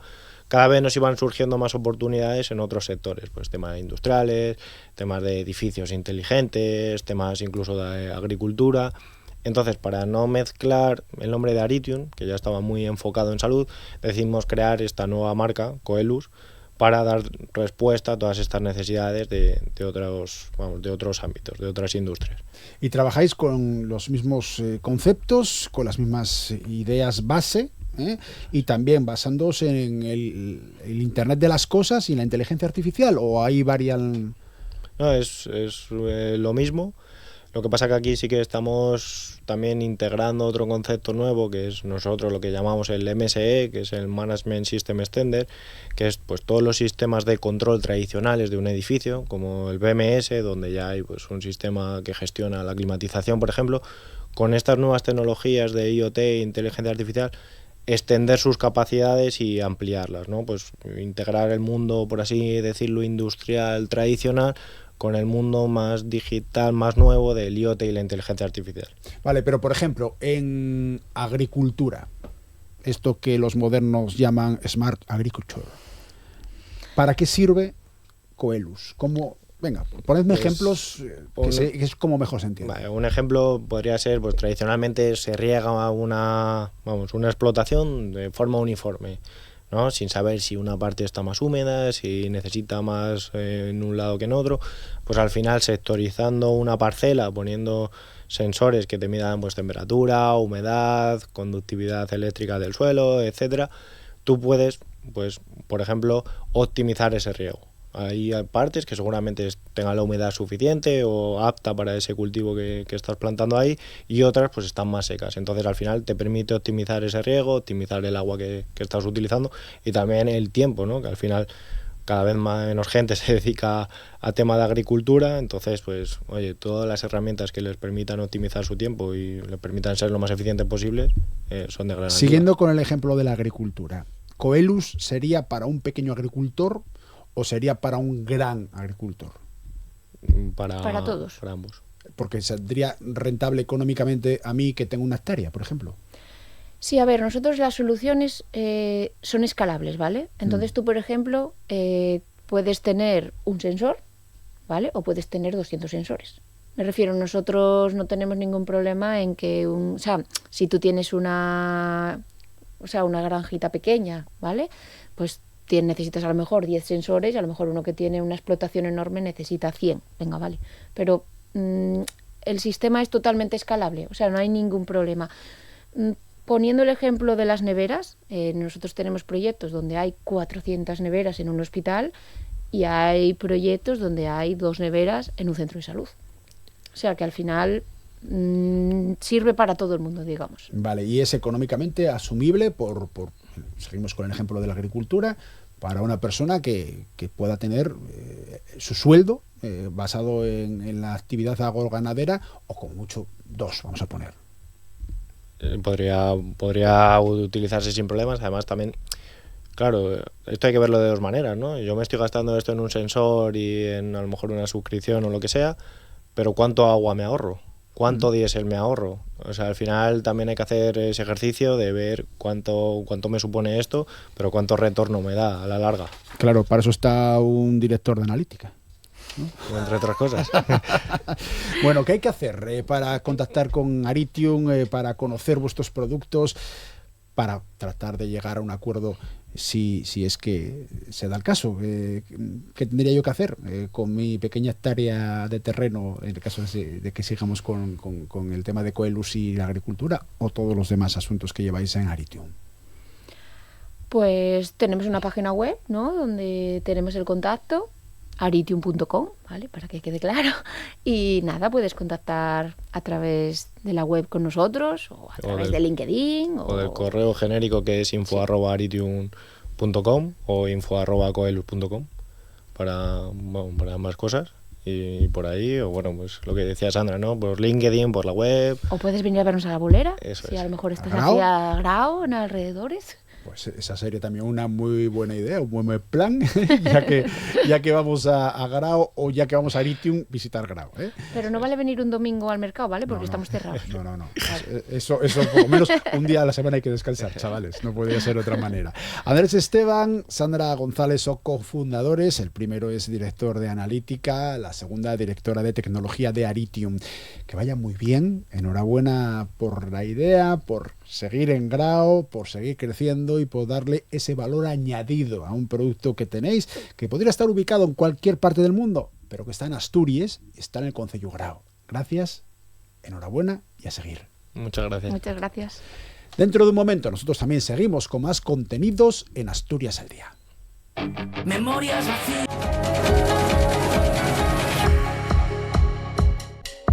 Ya queda menos para que se inaugure la Semana Cultural, la Semana del Folclor del Ventolín, porque además mañana llega la celebración de los huevos pintos en la Pola Siero. Si hoy comentamos que llega la comida en la calle de Avilés, dentro de las fiestas del Boyu, mañana los huevos pintos de la Pola. El día grande de esta celebración, el Grupo Folclórico y de Investigación El Ventolín inaugura esta tarde la Semana del Folclor Astur, que llega ya a la su edición número 45 y que este año está dedicada a los cantares de boda. Tenemos a 4 representantes del Ventolín con nosotros. Joaquín Ruiz, muy buenas. Buenos días. Candela Pidal, muy buenas. Hola, buenos días. Carmen Quirós. Buenos días. Y Laura Ruiz. Muy buenas.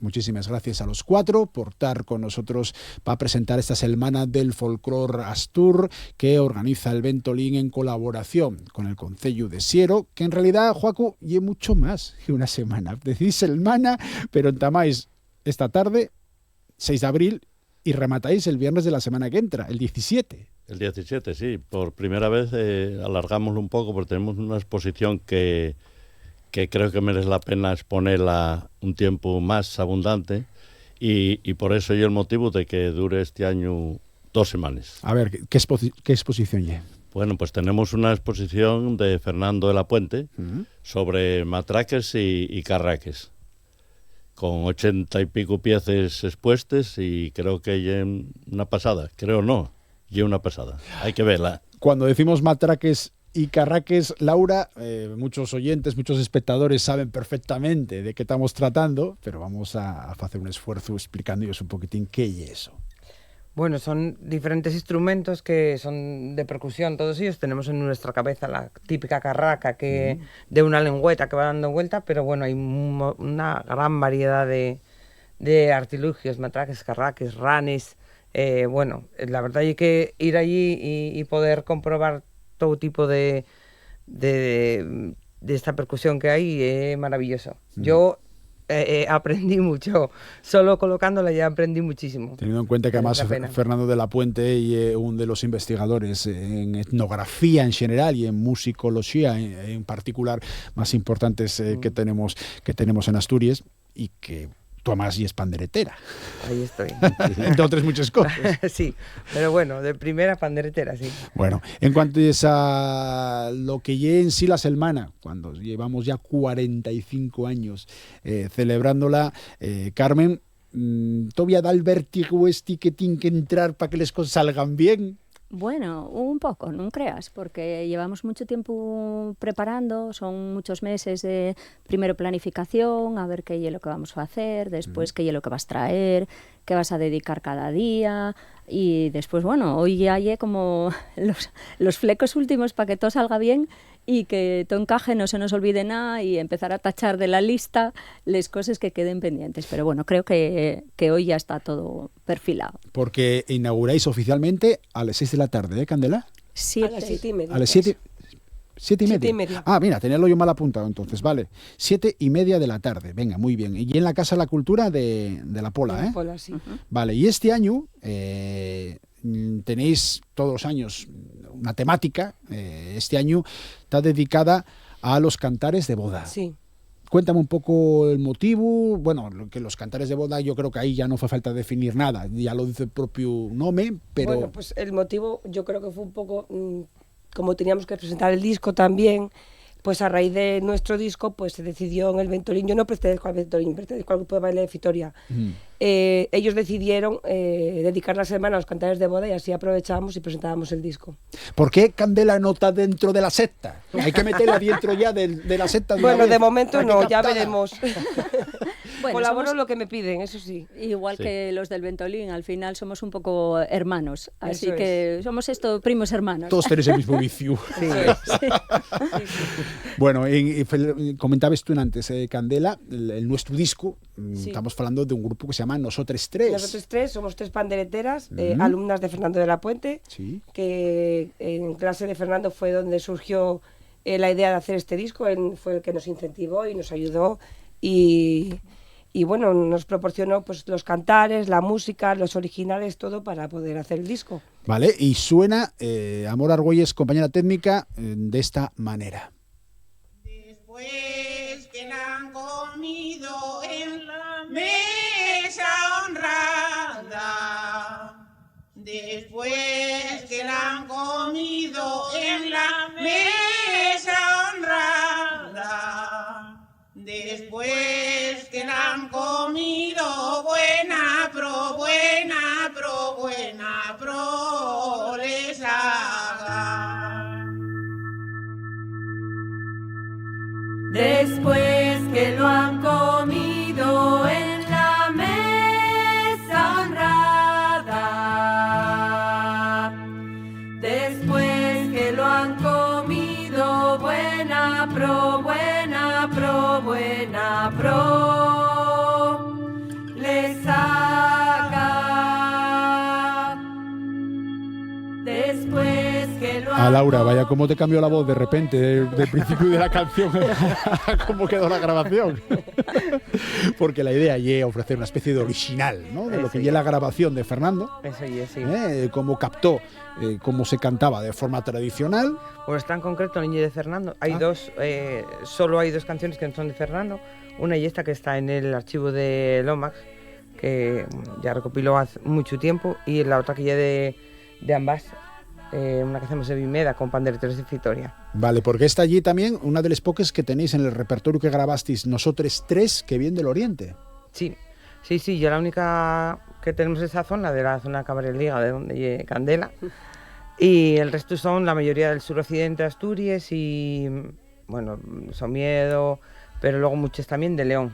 La parte de León forma culturalmente y Asturias. Claro. Creemos. Sí. Políticamente no, pero culturalmente sí. Podemos decirlo, fía. No pasa nada, no nos van a invadir. ¡Oh, sí! No lo sabemos. Porque tales cosas de tal manera que lanzaremos un ultimátum o cosas de estas y cambiaremos otra vez y bueno, todo así. Esto va a ser el viernes, ¿eh? Sí. Va a ser a partir de las 7:30 de la tarde en el auditorio de La Pola. Les entráis a 5 euros. Vais a presentar el disco El Son, los cantares de boda de este grupo, Nosotres Tres, que formáis Candela Pidal, Laura Ruiz y Mónica Vega, que es la compañera que falta en este trío. Un saludín, Mónica, y ya tienes otra excusa más para ver y para escuchar RTPA. Bueno, pues eso, el viernes a las 7:30. Pero vamos a ir, si vos parece bien, esvillando lo que tenemos dentro de esta programación, Joacu, porque como decíamos antes, entamamos no a las 6, sino a las 7:30 de la tarde en la Casa de la Cultura de La Pola con la presentación oficial. Pero va a haber una charla que va a dar Fernando de la Puente, que es el encargado también de la exposición, y la entrega de la insignia de plata 2026 y la cestona. ¿Qué es la insignia de plata? ¿A quién se da? ¿Y qué es la cestona? Bueno, pues la insignia de plata es una forma de agradecer a la gente que año tras año colabora con nosotros, y vamos con el número 33, que será el que toca a Fernando de la Puente, y eso, una forma de agradecer ellos la labor que hacen, y que va a quedar constancia en el libro de oro del Ventolín para la historia. Pues eso ya lo de la cestona, pues es una forma de recaudar. El ayuntamiento nos ayuda, la gente nos ayuda, pero no da. Entonces, hasta hace poco hacíamos una subasta de cuadros, que era la que nos ayudaba a hacer la semana, de pintores asturianos, y dejamos de hacerla más que nada porque nos daba pena que salieran los cuadros tan baratos, porque la gente iba y pujaba, y nos daba mucha rabia que artistas del renombre que teníamos allí marcharan, o sea, por los suelos.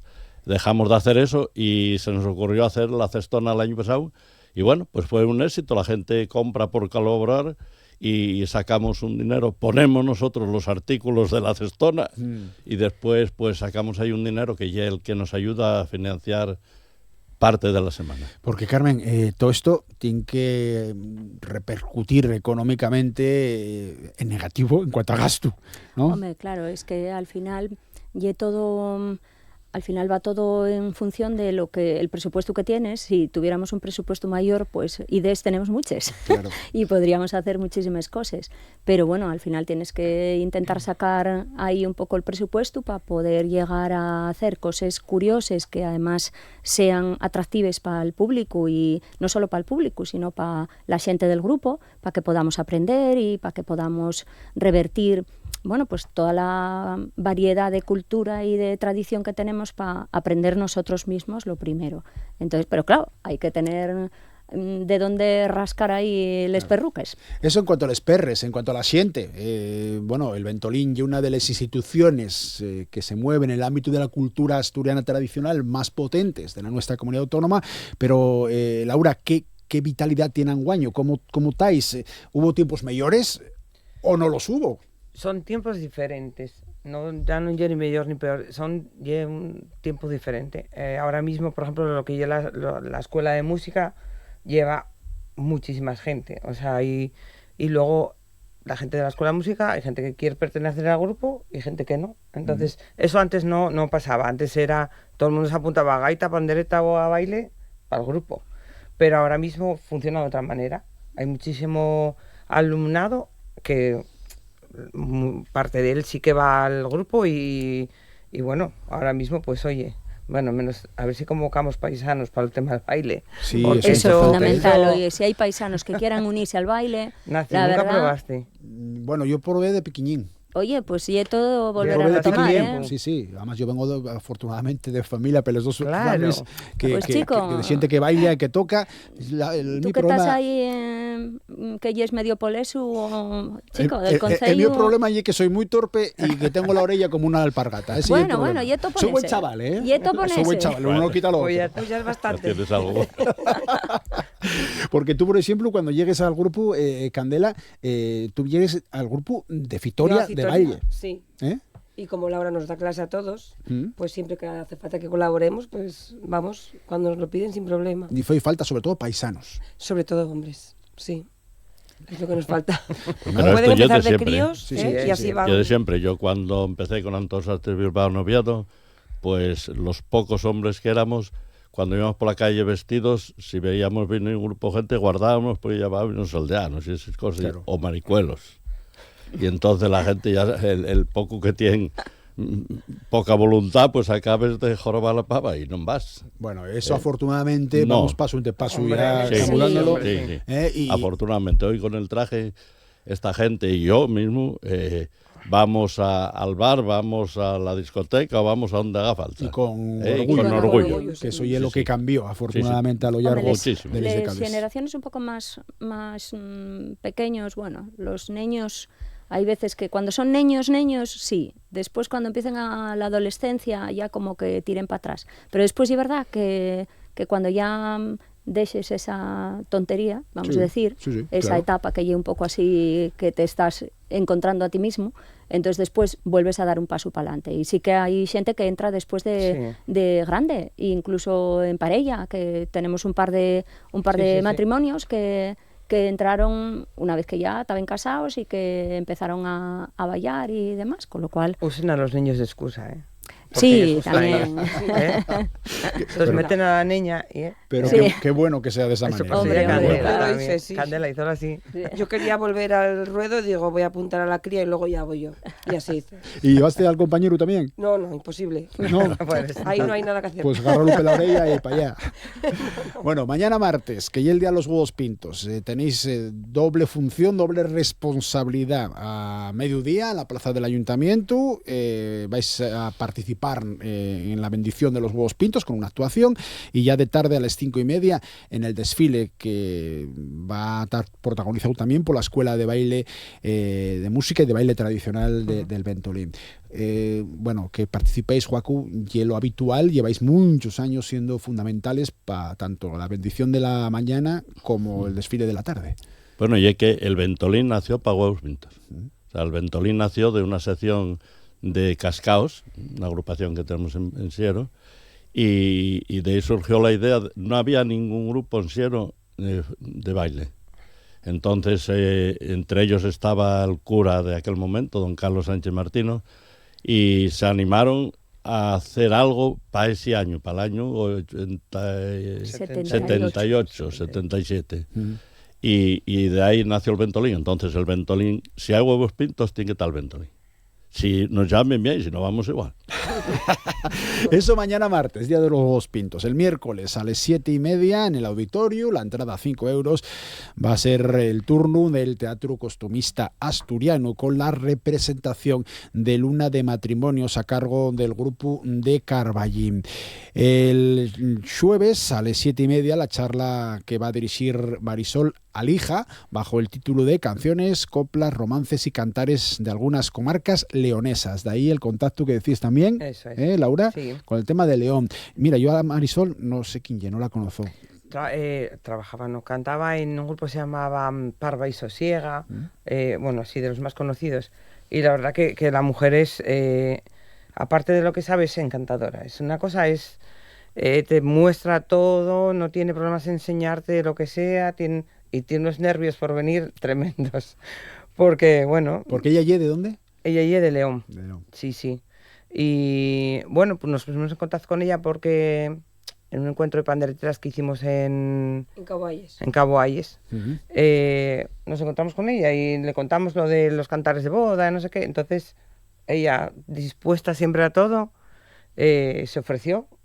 Y entonces nosotros cogemos la palabra rápido. Pasitianos, caboaches, como se diría en la toponimia tradicional de la zona, que también tienen en esa zona Chevaqueira, y lo que estaría debajo de Zarreu, de Gaña, en Asturias, ¿no? Para que la nuestra gente que está viendo y escuchando Asturias al día se asitie, ¿eh? Sería la zona del suroccidente asturiano, del noroccidente de Lleón. Bueno, eso sería el jueves. Y el viernes, pues eso, ya que pagasteis por venir aquí, vamos a promocionaros un poco, Candela, el tema de nosotros tres, Laura Ruiz, Candela Pidal y Mónica Vega, el son nos cantares de boda. Sí. A ver, la figura fundamental que comentamos en antes de Fernando de la Puente Evia, pero no en exclusiva, ¿no? Exclusiva. ¿Vais atropando cantares de boda? Sí, casi todos él, como explicó Laura. Él tiene pues una biblioteca impresionante de personas grabadas en audio, en vídeo. De hecho, ahora publica mogollón en Instagram porque está a tope con las redes y estamos aprendiendo muchas cosas de él. Entonces, lo que hicimos fue escuchar cada original de las señoras, interpretar la canción, intentar ver qué era lo que cantaban, y de ahí fuimos sacando la melodía y después diferentes estrofas, porque en cada canción dedicamos la canción a una parte de la boda o a una persona. Por ejemplo, empezamos yendo a buscar a la novia a casa, la acompañamos a la iglesia, cantamos dentro del templo, cantamos a la madrina, al padrino, a las que cantamos a todo el mundo. Entonces, cada canción, esas estrofas van dirigidas a esas personas. Yo aquí ya veo negocio. Porque esto, a ver, lo de llevar una banda gaites, o llevar una bandina, o llevar un gaitero, o llevar un gaitero y un taborilero, y es muy habitual en las bodas Asturias. Pero llevar un grupo de pandereteres a buscar a la moza a casa y a cantar la boda y con todo lo que estás contando, no se hizo muy a menudo, Laura. No, pero bueno, ya se está empezando a... Ya tenemos una propuesta. Llamadme a mí que pusimos yo... No podemos decir lo que es sorpresa para la novia, no podemos decir ni para cuándo llegue. No, pero es cierto que con esta historia del disco, bueno, pues ya se nos presentó alguna oportunidad. Y la verdad es que muchas veces dentro de lo que es bien en una iglesia o bien en un juzgado, donde sea, muchas veces vamos a cantar y algo, bueno, diferente. Y a la gente presta mucho escuchar los cantares de boda. Por cierto, ¿el disco va a tener formato físico o vais colgarlo por las redes? ¿Cómo va a furrular el tema? De todo, hay que hacer de todo. Todo, sí. Y en formato físico, que esperemos que lleguen para el viernes. Esperemos. En USB, porque ahora, claro, el CD ya está obsoleto. Y luego con música asturiana trabajaremos para difundirlo y por supuesto en Spotify y en todos estos... Música asturiana, que el negocio que lleva, entre otros, Xicuariza, que es una persona que viene habitualmente también a este programa porque fai muchas cosas de cultura asturiana, en este caso, dentro de lo que lleva la música. Y antes de que se me escaeza, Carmen, porque tenéis también el sábado, otra cosa que es muy habitual dentro de lo que lleva la Semana del Folclore Astur en el Ventolín, el festival. Sí. 7:30 de la tarde, en el auditorio. Este año, ¿acuerdas de memoria, Kimia? Sí. Venga, si no tengo yo aquí. No, traje chuleta también, pero bueno, al final son muchos meses de trabajo y ya te queda grabado. Panón. No, a ver, el festival, en realidad la semana siempre empezó siendo un festival. Las primeras veces fueron el día del folclore o el día del baile asturiano, hacíase en la Plaza Cubierta, yo de aquella ya estaba por allí por el grupo, aunque era de los guajes de la escuela y demás, pero bueno, siempre empezó como un día y era el festival. Entonces, por supuesto, el festival es como el colofón a toda la semana. Y es una manera también de enseñar el trabajo que hacemos con la escuela. Lo que decía Laura, la escuela es una cosa importante que en los últimos años dio mucho puxo al grupo y es una manera de que las personas que están en la escuela pues tengan un poco ese motivo o esa cosa de decir, ostras, y que estamos preparando para el festival. Entonces participa la Escuela de Música Tradicional del Ventolín con gaites, acordeones, tambores, panderetes, baile, un poco de todo. Y después viene un grupo de Canarias que van a estar con nosotros desde el viernes hasta el domingo, de guía de Isora. Y bueno, van a venir a representar un poco diferentes valles de diferentes sitios de las Islas Canarias, porque hay un grupo municipal, el grupo municipal Sámara, si no me equivoco, y representan valles de diferentes sitios de las Islas Canarias. Y por supuesto, el grupo, el Ventolín, que como no, somos los de casa y somos los que siempre cerramos con mucho orgullo la Semana del Folclore Astur. Eso va a ser el sábado a las 7:30 de la tarde en el auditorio de la Pola Siero. No sé si continuáis con la costumbre, después de 45 años ya sería una tradición, de hacer unos programas, unos portfolios muy curiosos, en formato libro incluso, Joacu. Por lo menos antes teníslo. ¿Este año también? Sí. Está preguntando por el cartafuello. Vale, el cartafuello. No, mira. El cartafuello, vale. Bueno, explícate. Sí. ¿O Joacu? No, tuvimos una época en que sí hicimos, tenemos 15, creo. Yo tengo prácticamente todos, Sí. Era por coleccionarlos. Pocos lo tienen todos, porque hay algunos que podemos suministrar, pero hay algunos que no, que se agotaron. No, ¿cuántos ya? Tengo que guardarlos más todavía. Fue una gran idea, tenemos muchas ideas de don Carlos, que hace muchos años que murió, el cura famoso que nos hizo arrancar. Y era una reivindicación que él tenía de plasmar en un librín todo lo que aprendíamos preparando la semana. Y lo hicimos unos años. Vino la pandemia y vino tal y y tenémoslo ahí. Pero bueno, nunca está desechado ni mucho menos el volver a arrancarlo. Vale, venga, vamos a acabar con otro cantar que vamos a sentir ya per debaixo de les nuestras palabras y que querría que entre Candela y Laura presentaren y cantares al padrino. Al padrino. Venga, cualquiera de los dos. Mira, mejor. Venga, la profe. Bueno, pues a referencia a todos los coples que cantamos al padrino. Y en esta ocasión, pues colaboran con nosotros los gascones, porque son muy amigos nuestros y con los que además compartimos otro grupo, Candela y yo, que estuvimos cantando el otro día en Mercado Poleso, que se llama Decotía. Y bueno, da un poco de alegría. ¿No? ¿Cómo decirte? Bueno, pues un poco actual. Da un poco de actualidad al tema de cantares de boda y ya es la parte más festiva del tema de la boda, ya ha pasado la ceremonia, bueno, y es un tema del que estamos muy contentas. Bueno, pues esto y él son los cantares de boda del grupo Nosotros Tres. Laura Ruiz y Candela Pidal están con nosotros, güey, para presentarlo también. Mónica Vega y la otra componente dentro de la Semana del Folclore Astur del Ventolín. Mañana y el día grande de los huevos pintos. Joaquín Ruiz también está con nosotros presente, Carmen Quirós. A los cuatro, muchísimas gracias, que salga todo per bien a lo largo de esta semana. Gracias. Y a seguir furulando. Gracias. Así Con será. esto rematamos también el Asturias al día de esta jornada de lunes. Disfruten todo lo que puedan de lo que queda de día o todo lo que los echen